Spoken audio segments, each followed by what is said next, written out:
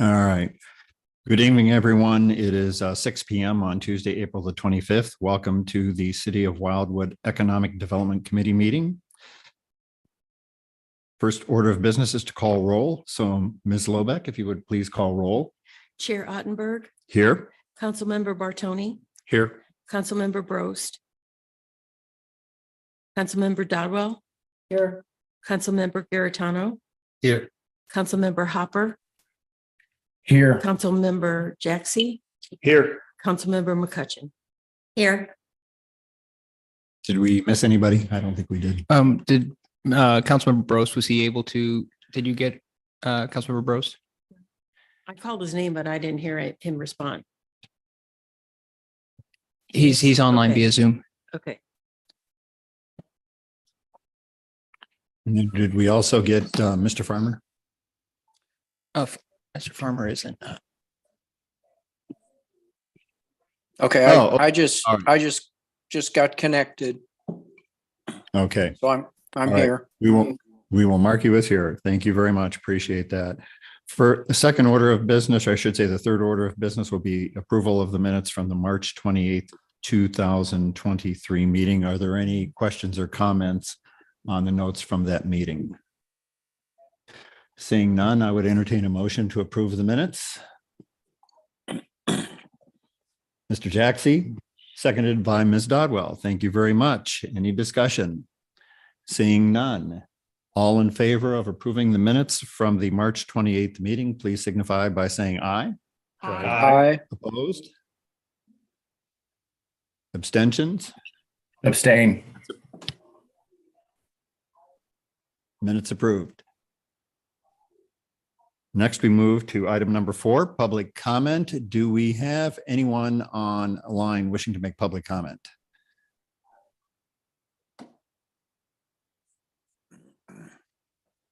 And doesn't look like anyone in the audience wishing to make public comment at this point in time. So we will then move on to item number 5, which includes an update on business changes and other business news. So for that, we will turn to Mr. Lee. Thank you, Chair Ottenberg. We got a couple updates today. Just wanted to do a quick note. I know we had been speaking of this over the last couple meetings, but St. Croix Hospice LLC, I've been able to get in touch with one of their representatives, and they will be opening in the coming weeks. They're doing a little bit of a finish on the inside of that. The property located at 16759 Main Street, Suite 208. So good to see that. The department will be working with them to potentially have a ribbon cutting ceremony sometime in the near future. So we'll keep you posted on that, but they should be open most likely by the time we have our meeting in May. So good news there. Another great update here. Victoria, formerly known as Craft, located at 16524 Manchester Road.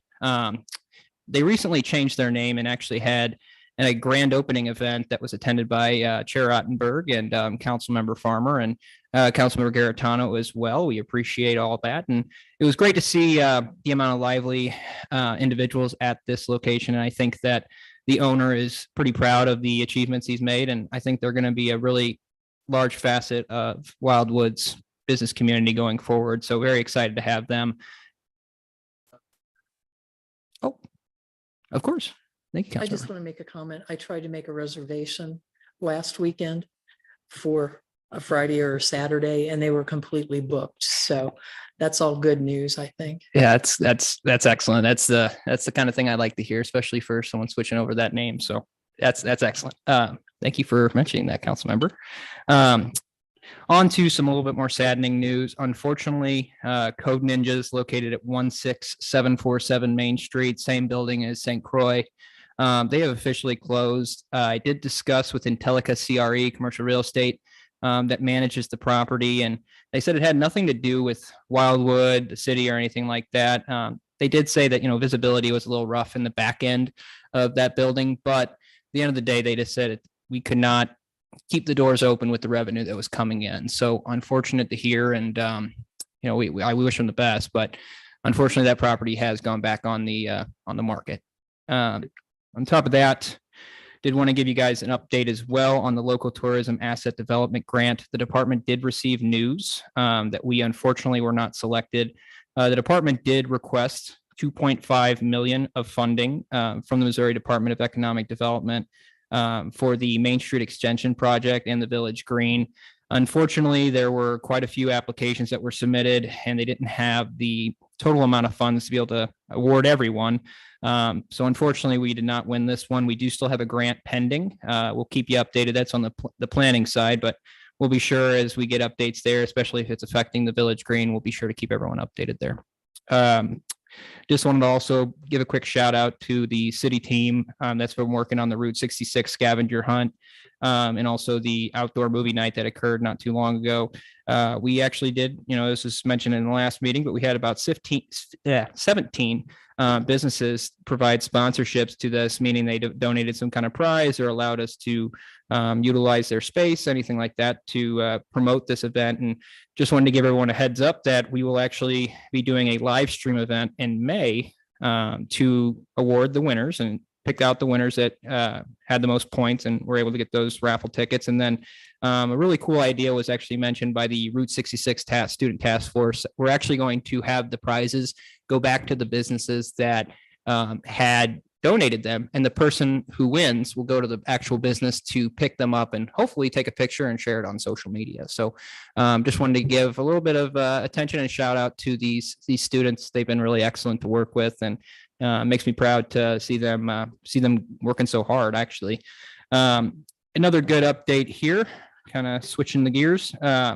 The old Jack in the Box, the property located at 16590 Manchester Road. It's actually owned by Gorgian Acquisitions, a investment firm up in New York. They actually hired L3 Corporation to lease out this building or find a buyer. As of right now, I can't get too specific with it, but there has been an offer made on the building. And if everything goes smoothly, we should have a new owner of it that is intending to use it as a commercial space. So that's great to hear. I was extremely excited. We'll be sure to keep everyone updated as we get more information and we're allowed to share more. But good news there. It looks like the Jack in the Box finally coming off the market, hopefully. Moving on, just a couple more items here. Just for some business events. There are currently no ribbon cutting ceremonies scheduled at this time, but just wanted to keep some on the radar. Been working with Tresses by Jess still and LaCroix, along with Elegance Design Day Spa. All three of them have shown quite a bit of interest in a ribbon cutting ceremony. It just seems like the timing's not perfect at the moment. So we will, that will be coming down the pipeline, and I'll be sure to keep everyone posted as those come in. Last two more items here. Just wanted to quickly announce the 2023 Food Truck Festival that the Wildwood Business Association is hosting on June 11th, 2023 from 12 to 4. It actually is going to take place at the St. Louis Community College campus here in Wildwood. And we've seen a lot of participation from not only the WBA, but businesses in Wildwood in general. Love seeing this kind of activity and just working together. And then lastly, just wanted to note the 21st annual Wildwood YMCA golf tournament. They're going to be doing that golf tournament over at the Lungeons Country Club on June 12th. This is one of their biggest fundraisers they do during the year. And just wanted to make sure to highlight them since they're such a great community partner. But the department is more than happy to answer any questions and appreciate the time. Are there any questions for Mr. Lee?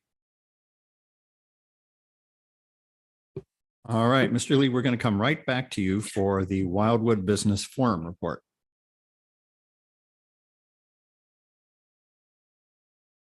Yeah, sorry.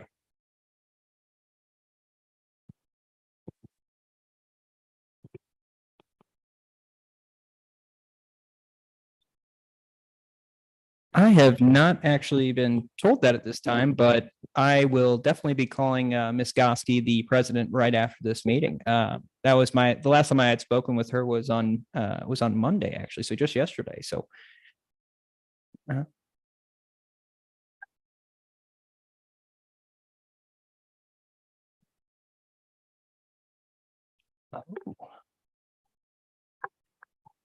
I got you. Well, I will confirm with her after this meeting. I appreciate you bringing that up, and I think that's a really good spot for it too. So we'll be sure to check in on that, and I'll update the committee here once we have confirmation on that location too. Thanks for that question. Yes, thank you very much. timely. All right, if there are no further questions then regarding the update on business changes and other business news, Mr. Lee will come back to you then for the Wildwood Business Forum update. Yes, thank you so much, Mr. Chair. Just wanted to give a quick shout out to Chair Ottenberg. Appreciate you being there, and Councilmember Garitano for attending, and just being there for the businesses. Every business I've talked to that has been participating, and even if they haven't made it, they do see this as a conscious effort as the city to help get businesses into the political decision making process. We actually not too long ago, I believe it was in the February committee meeting, we actually approved the schedule for 2023. The next meeting will be in July. The last meeting of the year will be in October, the Q4 meeting. We will say that the first business forum we had back on January 12th, attendance was to the roof. We had about 35 businesses that decided to attend. Unfortunately, we did see a little bit of a decrease, a little dip in the attendance for the April forum. I do believe there's a couple circumstances that could have led to that, potentially spring break time, just kind of a little bit better weather, but we did see that decrease in attendance. Some notables that were there was the Wildwood Business Association that did share their event information, especially the food truck event. Hidden Valley was in attendance, the Wildwood Family YMCA, Anthology of Wildwood, the owner of Victoria, which was able to give us that great update. So did see a lot of friendly faces there that we do know well, and things we were covering in that meeting was the progress the city has made on the temporary sign regulations that we've discussed here in this committee. We discussed some of the upcoming business events that we have going on here in the city, and then also just generally discuss the efforts the city have been putting together to help engage with the business community, including the 2023 business survey that we still have live, and we have seen a little bit of a dip in the participation on that. So we're doing a couple more pushes, and hopefully we will be able to get a conclusion for that survey within the next month or so. Just wanted to note too that during that event as well, Ed Cohn, Mr. Cohn gave a presentation on his proposed development over at Taylor and Maine, which we'll discuss a little bit further here. And then also the questions were pretty general. So the first business forum meeting, we had quite a few questions about signage, temporary or permanent, really focused in on the signage issues. But I think that, what we have done here at the committee has done a good job at, moving that issue forward. And it did seem like, they seemed like the business community that were there were pretty satisfied with the results. And we were really just getting questions about the start of the Village Green project, and then also additional questions for Mr. Cohn's development from the business perspective. Other than that, I've listened to the recording a couple times to really see if, I could find any new questions, but it does seem like it was a very general, more lax conversation.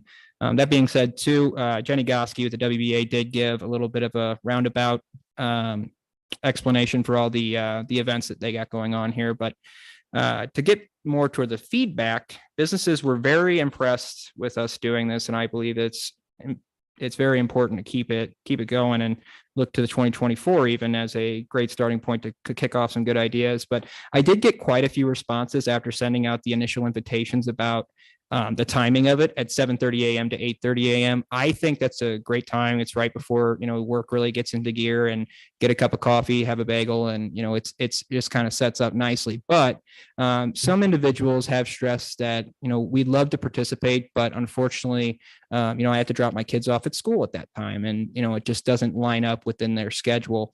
That being said, we've already approved the schedule for 2023. I think we should keep to it and stay firm on that, just so we can really start getting the pattern in there that, hey, this happens quarterly. It's a scheduled event.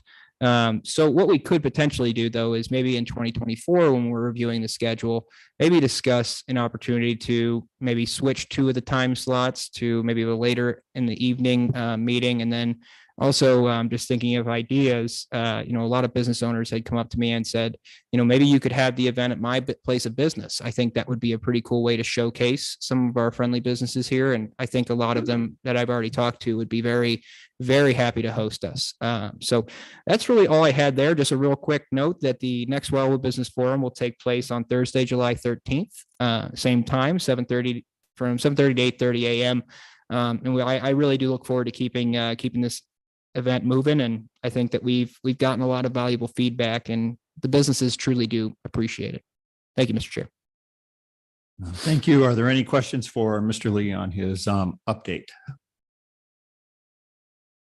All right, seeing none, then we will move to ready for action. And the item we have there is PZ 20-22 Greenberg Development Company LLC Development Mixed Use Project for the town center area. And we are privileged to have with us tonight Mr. Ed Cohn from Greenberg Development, who's going to talk to us about the project. So Mr. Cohn, if you would like to come up to the microphone. And I think, Mr. Lee, do we have some things that we can project up on the screen? Yes, Mr. Chair, we're going to get that up there in Okay. 2 seconds here. Mr. Cohn, if you just want to wait 2 seconds while we get this, your aerials and your elevations up there, I think that would be great for the audience who's taking in digitally.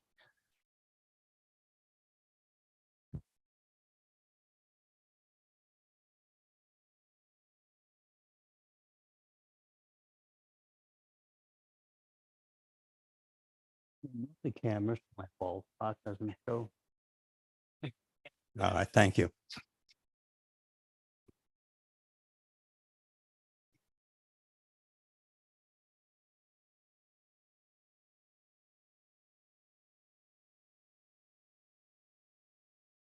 Okay, thank you. Just for the record, my name is Ed Cohn, 1632 Shepherd Road, Ward 3. I'm the managing member of Greenberg Development Company. Thank you, Mr. Lee, for preparing the overview. I think the best way for me to start is kind of do a broad brush what we propose. So the total development is 11.8 acres, of which approximately 2.2 acres is on the east side of Taylor Road, immediately south of the Deerbergs Shopping Center. At that location, what we're proposing is 2 pickleball courts, common area, and municipal parking to help with any parking issues. On the main body, which would be, of course, immediately east of the theater between Main Street and Old Manchester Road, it was decided after talking to many people that there should be a buffer created between the Cherry Hill subdivision and an intensive development like being proposed. And for that reason, we put on our site plan and on our petition to P&Z up to 11 single family homes. And I say up to 11 single family homes. I believe that the zoning regulation would allow for lot sizes of about 1,500 square feet, which is really terribly small. So I did a quick PFA pulled from there and thought maybe 4,000 square feet. Further discussions with our civil engineer, and this will be something that will be really brought more to the surface as we get into site plan review. It was decided that even 11 lots may not be the right number. So the ordinance is going to read up to 11. And the reason being that a lot of homes today have 3-car garages, 4,000 square foot lot. It just doesn't work. So that's going to be up to the discretion of the builder if he wants to scale back the density to allow for a larger home, as well as the possibility of going up 3 stories. All the single family homes will have their front elevation facing Old Manchester Road, and then Eastgate Avenue will be extended to the furthest south curb cut onto Taylor Road, and all the homes will have rear entry garages. As to the multifamily component, a couple things were taken into consideration. The first one is, how many units do you have to make something like this economically viable? And our market research determined that you have to have between 175 and 200 units for this to work. And then, as you know, we ended up with 189, and we did this by kind of working backward. The regulations for parking are 1.5 parking spaces per unit, which I personally feel was too light. So we intentionally went forward with 1.8 per unit. And even though it's more than what's required. I do want to add that in my discussions with the owner of the movie theater, I don't know if you're all aware of it, but when the theater was built, it had double the seats that it has now. The theater removed half of the seats to put in full recliners. The net result is the theater is well overparked, and the owner of the theater has agreed, whoever that might be, to allow for cross-access easements for both parking, and moving back and forth, and there'll be a curb cut. So any parking issue, I think, is more than addressed by the fact that we went to 1.8, as well as the fact that we decided that we should have the additional parking available at the theater, which also lends itself for any type of municipal events. The idea here is we want to have luxury apartment. A lot of people say, what's a luxury apartment? Well, the first thing a luxury apartment does not have is a stairway to go up to your third floor apartment. It has an elevator. So when you move and move out, you're on an elevator. The next thing it doesn't have is open breezeways, to get to your apartment. These apartments will have, conditioned hallways, obviously, as I mentioned, accessed by the elevator. We're still trying to work on the actual mix. The ordinance that was presented to planning and zoning and approved by P&Z is up to 189 units. And that would be comprised of studio apartments, 1-bedroom apartments, 2, and possibly a 3. I'm still doing market research to see what kind of demand there is for a 3-bedroom, as well as trying to come up with the right square footage for each unit. Recently, I visited the 3 immediate multifamily apartment developments, 2 in Wildwood, 1 in Ellisville. They're all 100% leased. None of them have what I would call the elements of a luxury apartment. As I mentioned, the elevators, the enclosed corridors, we will also have a dog park, a swimming pool. And then on one of the buildings, we'll have a rooftop terrace. The rooftop terrace will be available to the residents. They'll have, like a fire pit, lounge chairs. There'll be a permanent bar that could be reserved for the tenants to use. I mentioned the pickleball courts. There'll be a fitness center on the ground floor. There'll be common areas on the ground floor also, for the residents. And then we're also believe that, with COVID and the way people are working today, that maybe some executive office suites might be appropriate on the retail. When I say retail, everything that fronts on Main Street will be a storefront. Granted, part of that 13,000 square feet of it is retail. The balance of it is going to be the amenities for the apartment complex, as well as the management staff and associated personnel that we need on site. Trying to think what else I'm missing. One of the things that I think is really important is to recognize how retail in the city of Wildwood has never really prospered. And what we need are more rooftops. And this development, on a conservative estimate, should bring at least 400 new people to the town center. Something that, will give a little more life after dark around here. The retail, be honest with you, given the false start, I guess I would call it, with Prime Place, I've made the decision that I will not attempt to do any type of leasing whatsoever until such time as we can see the building coming out of the ground.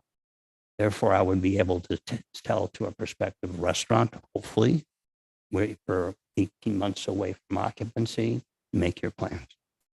Trying to think if there's anything I missed, but I guess at this point, let me just open it to questions. Thank you very much for coming in to present to us your plans for the town center. So I'll open it up for questions. Mr. Jaxie. Yeah, so I have one comment and one question. I actually received an email from a resident interested. So the comment is basically a recommendation when you do get to the point where you're courting potential retail.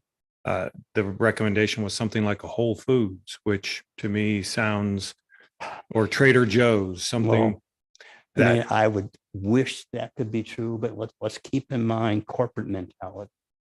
And one of the main things that strikes them, a couple of, one, visibility. we're not visible. We're not on Highway 100. I mean, I love the idea. I mean, a credit tenant like that would be a home run. Absolutely. So one, we don't have any visibility. Number two, it's dense. Every corporate and executive who looks at a prospective location, they draw a 3-mile ring around the subject site, and a 5 and a 7. The city of Wildwood, and I lived here since 1972. I love the city here.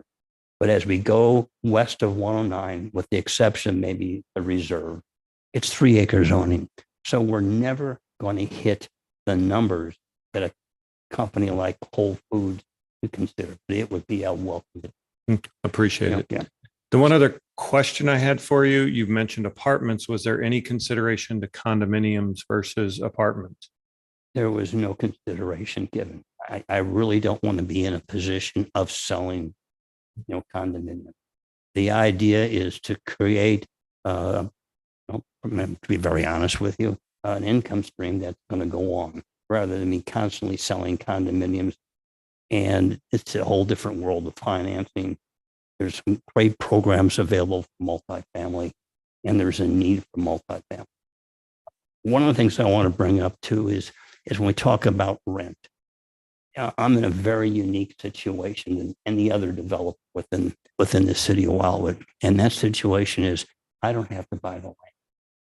So that gives me the freedom to spend more money to create the amenities we're talking about, to give you a higher grade of improvements in each one of the apartments. So granted, we are going to be at a price point higher, than Carriage House or the other close by apartments.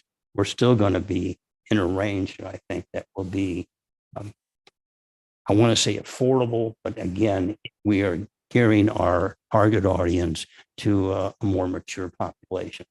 Granted, the studio apartments might suit well, when one of your children, say, moves out, get out of my house, and you want to find a place for them to live, that's not too far away, and they want to keep up with their Wildwood community. A studio apartment would lend well. Thanks.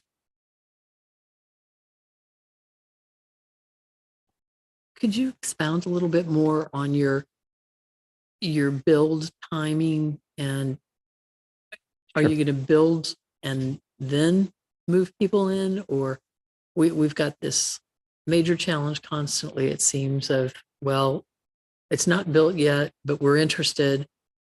And Well, first we got to kind of go through what's the process with this. We're finished with planning. Okay. So on May 8th will be the first time for the city council. They'll have a chance to make a decision, have a first reading. I am going to request a second reading because I like to keep this moving. One of the things that's very important to take into consideration on development of this size is how much someone is willing to spend.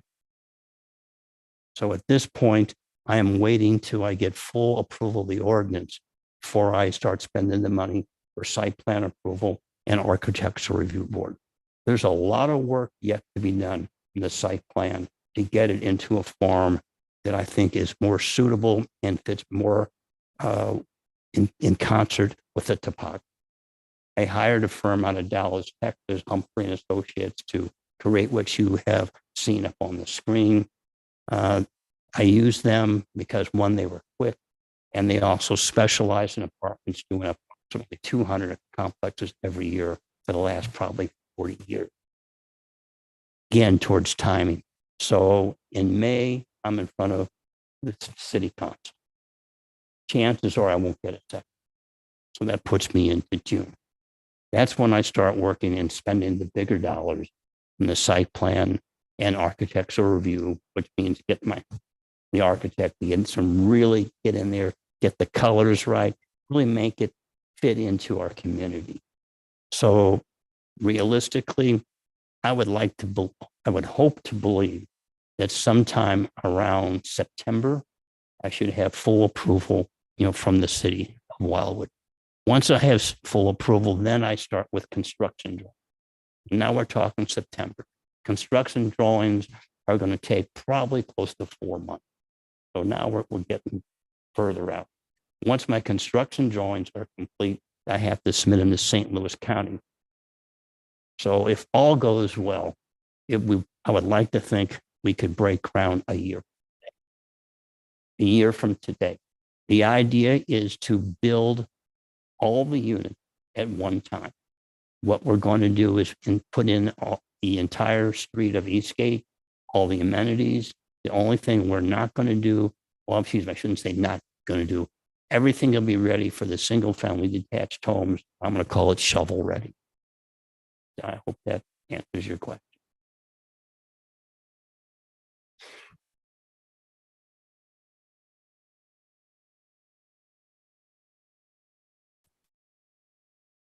Thank you. And thank you for your a huge investment, potential investment in the city. And you've been here longer than I have. Yeah. So hopefully it comes to fruition.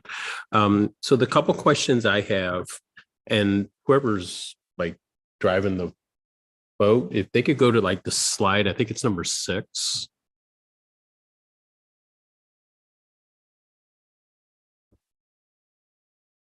No. Okay. Okay. So is the retail development you're proposing going to be along Taylor and Main Street, or Only on Main. only on Main Street? Okay. And on both buildings? Yes. On both buildings. Okay. And the amenities that you're proposing, whether it's the pickleball courts or the patio, are those going to be available to the public or just to residents? All right. The rooftop terrace, the swimming pool is going to be available basically for the residents of the apartments. The pickleball courts, we're working through the idea of maybe what we would do is have a reservation system whereupon the residents could maybe reserve a pickleball court 72 hours in advance. And then any other resident of Wildwood could make a reservation maybe 24 hours in advance. In other words, give the residents a little bit of advantage, but the idea is for the pickleball courts to be open for everyone. Okay. And then the only other question I have, if you zoom in on this and either building, there's B1, B2, A2, A3. What do those mean? If there's a ledger, I missed it. It's just referencing a unit, an apartment unit. Now, keep in mind, as I've already mentioned, that I've got a lot of work to do with our architects before I go to ARB. But those are just that the B1 might be a 1-bedroom apartment, on the So second that's floor. the designation, and A1 might be a studio or Yes, or something, whatever. yeah. Do we know which ones are which? Because then, or I guess what I get, and you don't have to answer it today, but maybe when you bring it to council, is just this, and I understand this can change, but just to have a summary, there's going to be A1 is studio, and I've got 10 of them. B2 is 2 bedrooms, and I've got 8 of them. I mean, I understand that can change, but it just so we have some sort of an idea. I'd have to review, but I think in the 115-page packet that is submitted to the city, it should show a breakdown of the 1-bedroom. It does. Okay. Studio, the 1-bedroom and 2-bedroom, as well as even the 1-bedrooms and 2-bedrooms vary in square footage. But as you mentioned, I'm still doing some market study.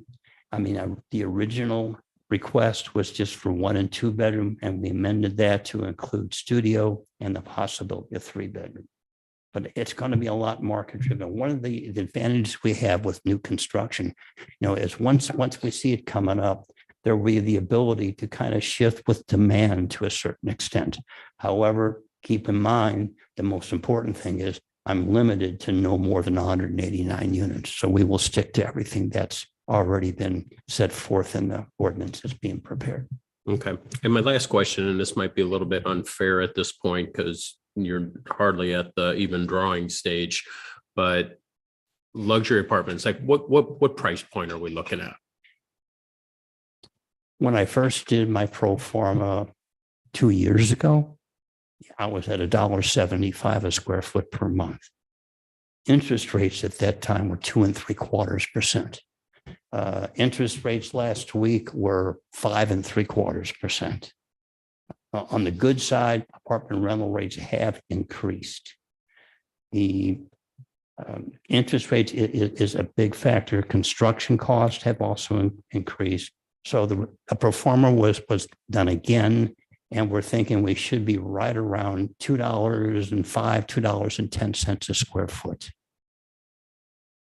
So, simple math, if you got 1,000 square feet at $2, it's $2,000 a month. If you have 500 square feet, 500, $1,000 a month. Right. Okay, thanks. All right, Ms. McCutcheon. Good evening. Hi. And thanks for reaching out You're welcome. ahead of time. I appreciate that. Unfortunately, I didn't get to have a conversation with you. You offered, I just wasn't able to do that, but I do have a couple questions. The notes that I'd sent you. We've been having a lot of concerns around sounds for homes close to roundabouts. And the homes that you're proposing will be right next to a current roundabout. So what are you looking at as far as sound mitigation?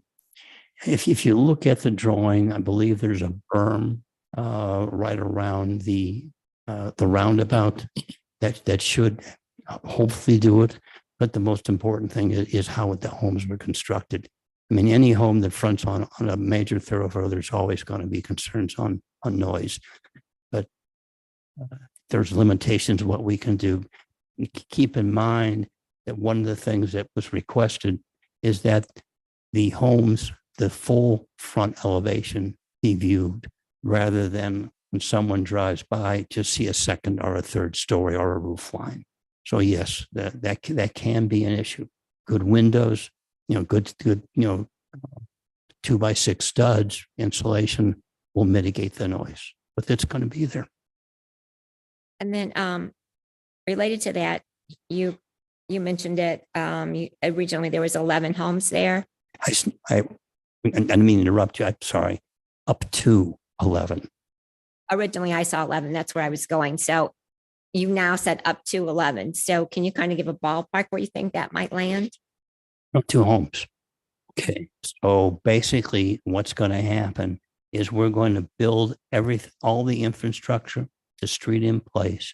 And then once that is done, I will look to a home builder to purchase the lots. And then they will decide exactly, what type of home is going to be built. So and the reason why we changed it to up to 11, as I stated a moment ago, a 4,000 square foot lot is just too tight. But for code, we could go down to 1,500. Right.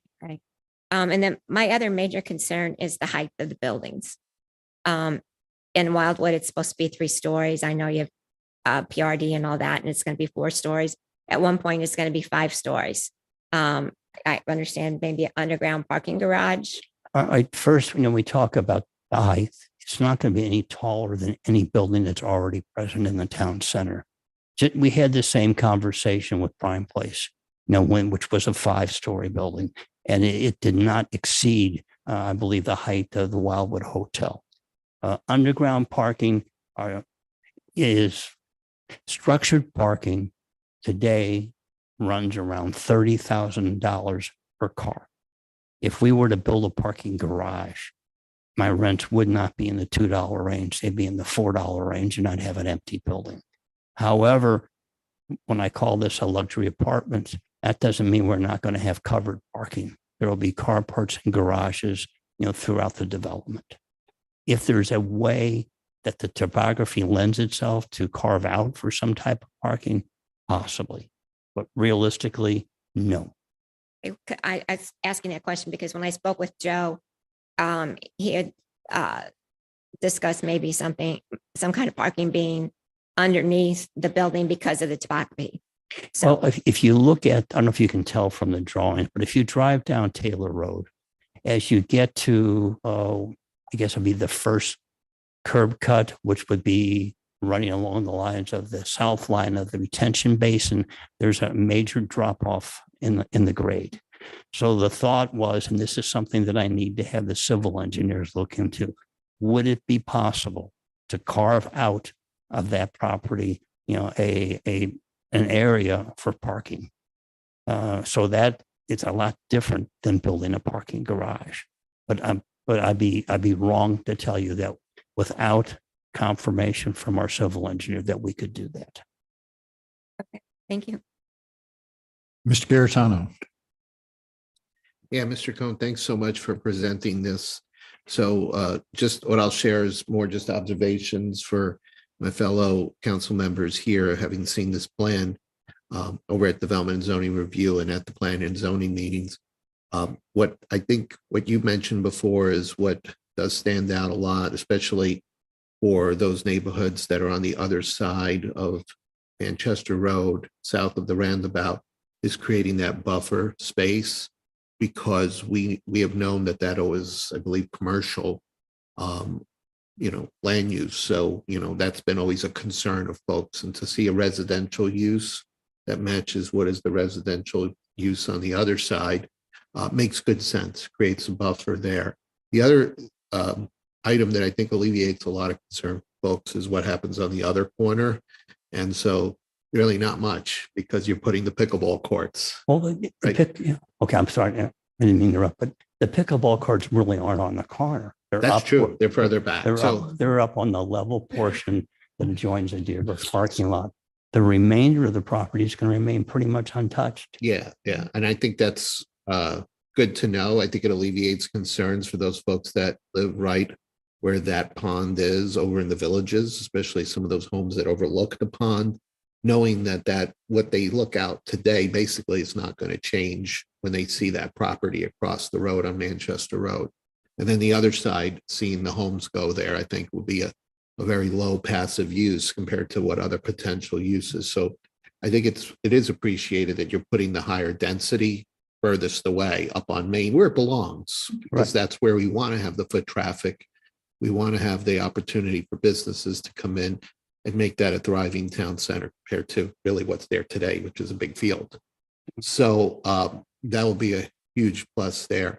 And then I think the other thing too is that, in looking at this and talking with folks, from what I've gathered, this is probably not even high intense compared to what we already have in Wildwood, because there are 11 buildings over in the Carriage View Place apartments, 11 structures that total 276 apartments there, which I think yours, you don't have 11 different structures.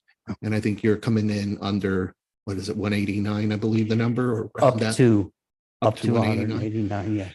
And that's just the one side of the street. And then there is the other side of 100, which is the Rockwood Springs, which has about 10 structures, totaling 150 units. So to put in perspective, compared to what it is, it looks like you're coming in right in between those kind of developments with the number of units that you're saying up to that amount. But I think that's good to keep in mind as we look at this. Well, just to give you a little insight, the methodology on this was, how many units does it take to make a project work? I think I may have said this earlier this evening, somewhere between 175, 189. You get below 175 and you can't afford to build that high end of an apartment building. And the other motivation to our logic was parking. And I wanted to make sure, if the worst case, we're overparked. I think really what things that stand out are that basically that lower half of the property is very low use, with the 11 homes, up to 11 homes. And, basically if you're standing at where the former Botanic is and looking towards Manchester Road, it's basically just 11 homes. That's it. And some pickleball courts. So I think that's something to keep in mind there, that perspective there. It is, I think that's really greatly appreciated, as far as that goes.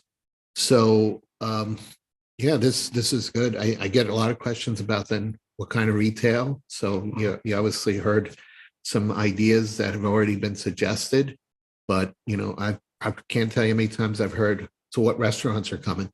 And that's something I think we see in the data and the surveys all the time, that people want choices to go out to eat, stay in Wildwood, and be able to do more around here. So thanks for the update there.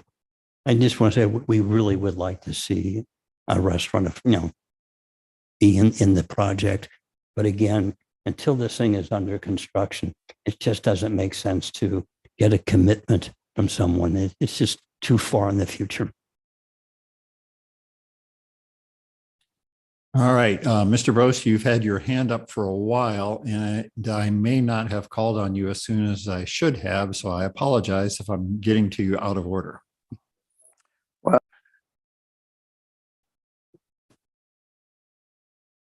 On mute. Okay, yeah, Scott, no problem. I guess my question is not necessarily to you, Ed, but I know at the last council meeting, we were discussing, Councilmember Bros, can you repeat that? Sorry, we didn't have the speaker on. okay. This question is not necessarily directed to Ed, but at the last council meeting, we talked about possible options for the pickleball courts to be incorporated in town center that are currently being proposed for the city. Is this development a possibility to incorporate what's planned for the city? To incorporate I don't know if it was 4 or 6 pickleball courts into this development, or was the discussion or the hope maybe for a different area in town center?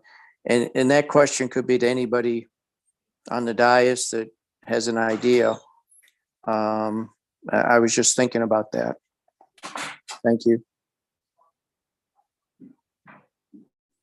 Mr. Cohen, would you like to address that? Yes, actually, I had a brief conversation with the Director of Voonage about the possibility of increasing the pickleball courts from 2 to 4 and making them either all public or maybe one of them being for the apartments. And I told him I'm in favor of that. If there's room for more than 4, that's fine. I will have to say that he did mention that there was in the city budget dollar amount for the pickleball court, and that part of the decision on my part would be if I'm going to go from 2 to 4 to 6, would there be any participation from the city for the consideration of building public pickleball courts? I'm very much open to it. Thank you, sir. Mr. Bose, you still have your hand up. Was there a follow-up that you had? No, there's no follow-up, but yep, thanks, Ed, for adding that. I think that I think the more people we can get roaming around town center, the better.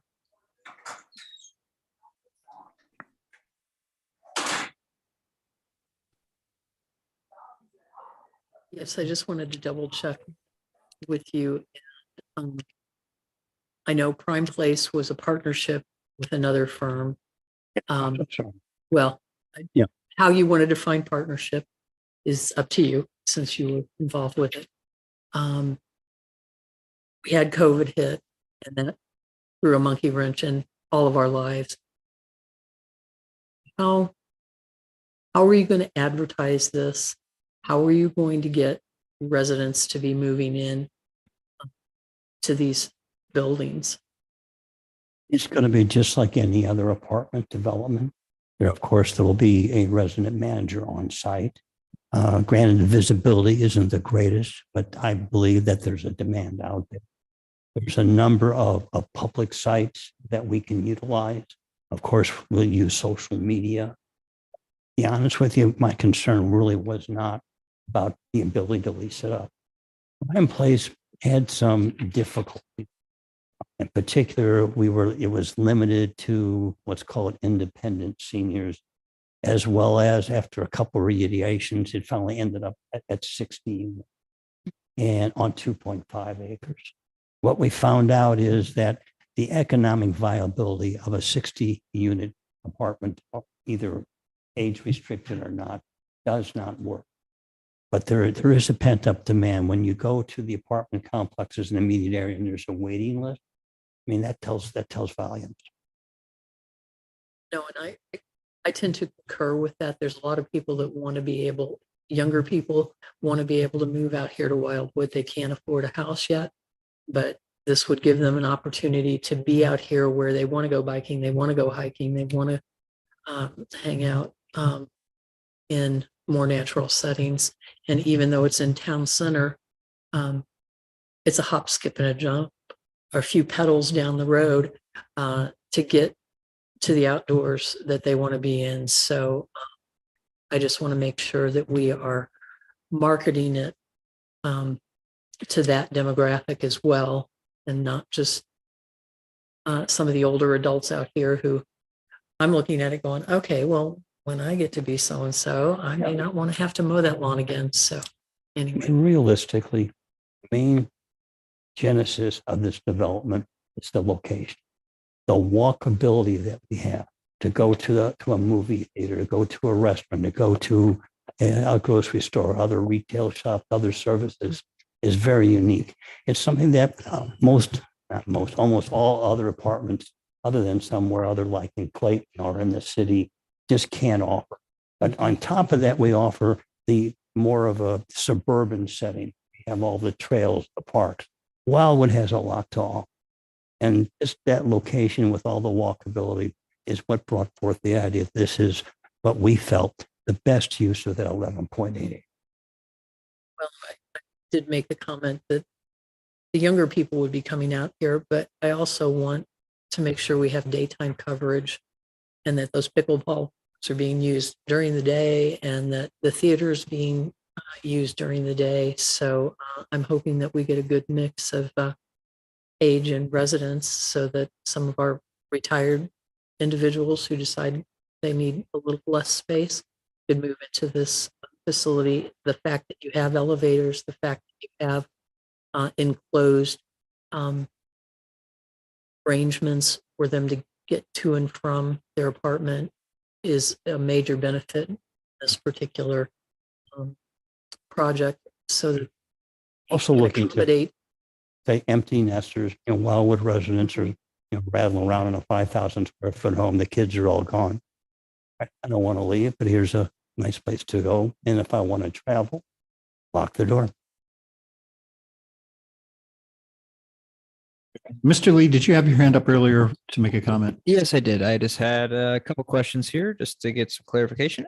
Specifically with the rooftop terraces, I just wanted to confirm the rooftop terrace would be on both buildings, or is it just going to be the one that's directly on Main Street? You say directly on Main Street, The adjacent to the theater. yes. Okay. I'm still evaluating. Actually, I'm not even sure now that you brought it up. I thought it might have been on the one on Main and Taylor on the corner building. I need to look at my drawings again. I'm sorry. That's okay. And then I know we had briefly discussed this, but when you talked about the executive suites, I've been thinking about this quite a bit. And what I was kind of thinking, and I know we briefly discussed it, is maybe it's somewhat of like a Wi-Fi lounge where entrepreneurs, it's just more of a shared space with those conference rooms that people could rent out that could potentially be open to the entire, if you're a Wildwood resident practically. That was just something I think would be a really good use of, the smaller side of the space, but to provide that interaction you were talking about, Councilmember Dodwell, of, all age groups. But, when you have all these remote workers these days and you have all of, these students that we have at St. Louis Community College, and you have entrepreneurs, we have over 140, 150-ish home-based businesses. And a lot of them, I think, could utilize that and say, hey, I would love to, go over there, use some Wi-Fi, maybe have a little coffee shop in there as well. I think it could become like a little hub for people to get work done in the day. And that could potentially spread out to the surrounding businesses, which I think could help everyone. To be honest with you, the intent was to operate like a separate business, open to anybody that wants to rent space, and what I'm calling executive suites. I think that's an old term actually, but I envision, conference rooms. Of course, Wi-Fi would be available throughout, as well as maybe like a Zoom room with a large screen. So it's like anybody in Wildwood, they're working from home and they want to get out of the house and they want a place to go to. They can rent a small suite. We would have a receptionist there on duty. We would have all the office equipment that you may or may not have at home to make it easier to conduct your business. So that it's actually going to be developed not as something necessarily just for the residents, but a separate business all on itself. That's exactly what I wanted to hear. Thank you very much. Ms. Dodwell. Just one question that's come from a resident who also happens to be a council member. Where's your financing coming from? Because I know we had some issues with financing. So that's an excellent question. And okay. As I mentioned earlier, one of the biggest advantages we have here is we do not have. We have the equity in the land is rather unique. It's my guess, and I think people here would agree, this is probably going to be the only location in the city of Wildwood that's going to allow this type of development, which again increases the value.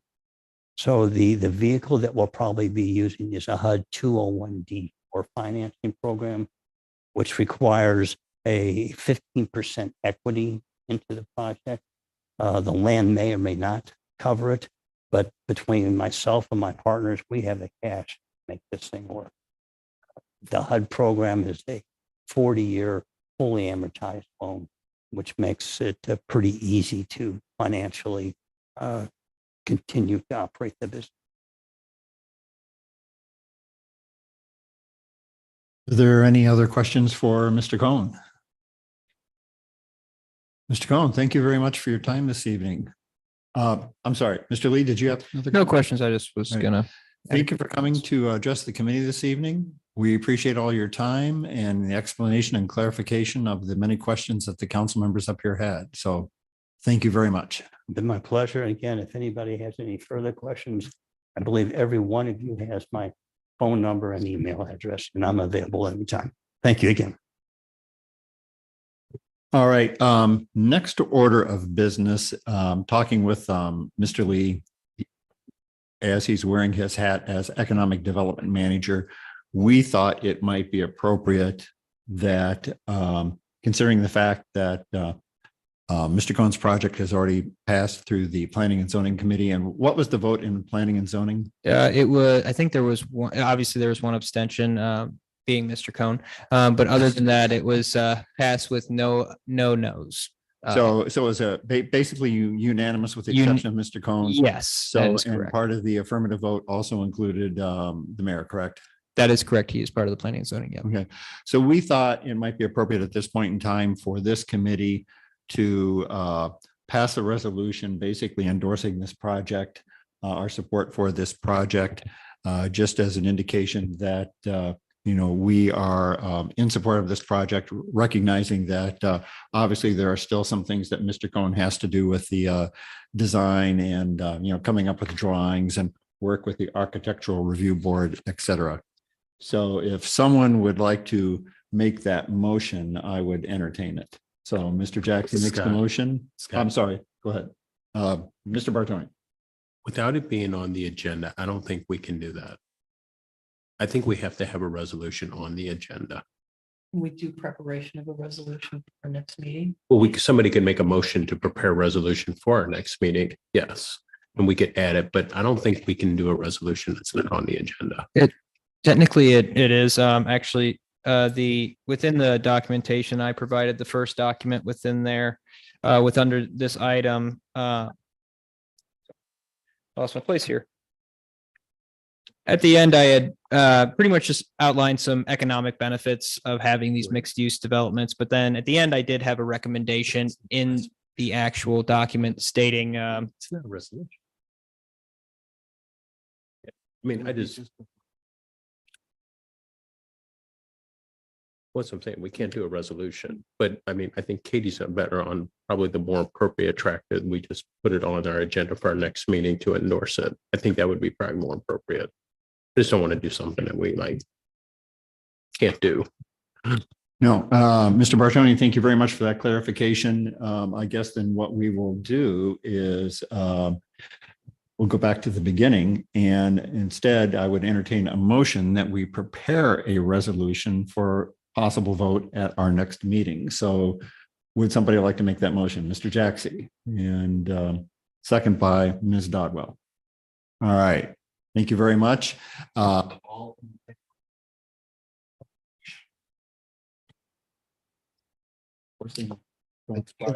I, sorry if I could speak on that. That is all right. Mr. Garitano. Okay, so I think it's important to note, like, if we are passing an endorsement, it's basically an opinion of the committee. If it's a resolution, then it would be then going to council, and then the council would be voting on a resolution. But the council already has a vote in a different manner, which is the actual item there. So I think what it comes back to is just really, what is the true intent? Is it the committee just a vote of sort of an endorsement to say this committee is supportive of it, so that this way it's just on record for the council to know that? Or do you want to go down a formal route and actually have a resolution, which I think is duplicative because the council will vote on it. It has to have a public hearing, and then the actual PZ item will go before council. So if it was my opinion, I would say just a vote of an endorsement probably meets the spirit of what you're trying to do here. Yeah. Okay. Again, So I'm not trying to be like, I'm No, because go I'm ahead, completely please. in favor of this. Yeah. But it was always my understanding, chairing committees, which you've done longer than I have and more often than I have. It's always been my understanding that you cannot vote on something that is not on the agenda. this one, there is. Well, technically, Councilmember, at the end of the initial, there is an EDC PZ 20 and 21-22 Greenberg Development Mixed Use on the agenda. At the end of that, after just a quick rundown of benefits and an overall understanding of economic benefits of it, there is a formal recommendation from the department saying the department is requesting a motion for the committee's endorsement of the Planning and Zoning Commission's action for the reasons citing in the following report, which was the letter of rec from Planning and Zoning, along with the anticipated benefits the project will provide to the economic vitality of Town Center. Okay, So therefore, Okay. I would say okay, thanks take for, the clarifying that. resolution motion off the table and then just make a new motion that says a motion that endorses this, and then the committee will vote. And if that passes, then there's an endorsement by the committee. I guess then we will have to start off by asking Mr. Jaxi and Ms. Dodwell if you would like to withdraw your motion and second of the resolution, and instead we will make a motion for the endorsement as described by Mr. Lee. All right, good. And No issues with. second by Ms. Dodwell. All right, perfect. So all those in favor of the endorsement, please signify by saying aye. Aye. Good. Opposed? Abstentions? Okay. All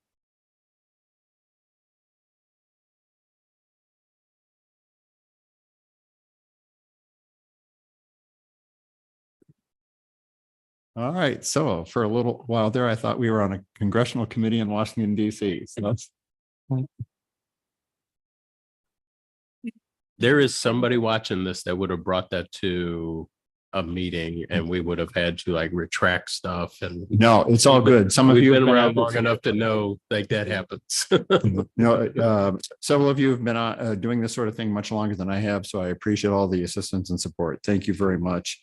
So next we go to not ready for action, update to the economic development guide. Mr. Lee, did you have something you wanted to mention there? Nothing on that item, still waiting for the survey to come in, and I would like, and this is just, and I usually won't speak on not ready for action items, but did want to just add this note. I'm thinking after the 4th, we should be able to get something solid after the 4th business forum. I kind of wanted to have a full layout of one schedule to get that input to add to the report, but we've made quite a bit of progress on it and should be ready right after that period. But we also need that business survey to tick up in numbers a little bit. So businesses are listening, please take the business survey at cityofwildwood.com/2023 business survey. All right, perfect. And then I think next, the 2023 marketing campaign update there. Yes, and I do apologize for once again speaking on a not ready for action item, but did just want to give everyone an update. I have spoken with a couple more firms. One was Big Leap, the other's Flecto Media. They are still waiting to get a proposal over to me, so we did not have anything tangible for this meeting, but I didn't want to leave everyone hanging with, hey, we didn't get anything, but we do have 2 proposals on the way from those 2 firms. And once we have those, we'll be able to present them to the committee. Thank you, Mr. Chair. Thank you very much. Next meeting date, point of information is May 23rd, 2023 at 6 p.m. Again, it will be a hybrid type of meeting. And that brings us to adjournment. Is there a motion to adjourn? Mr. Jaxie, Ms. McCutcheon seconds. Okay. Non-debatable. All those in favor of adjournment, please signify by saying aye. Aye. Aye. Opposed? Motion carries. Meeting adjourned.